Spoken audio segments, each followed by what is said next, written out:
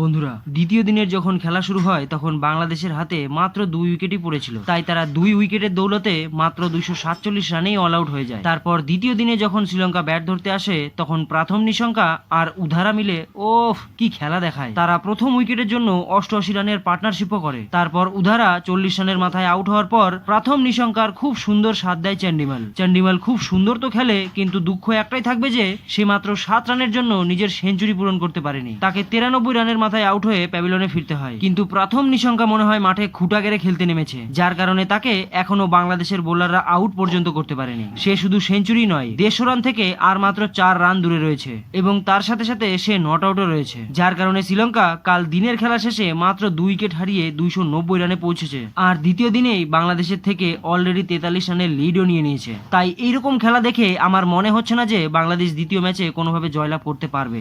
আর এই ম্যাচে যদি বাংলাদেশ হারে তাহলে ম্যাচের সাথে সাথে বাংলাদেশ সিরিজও হারবে।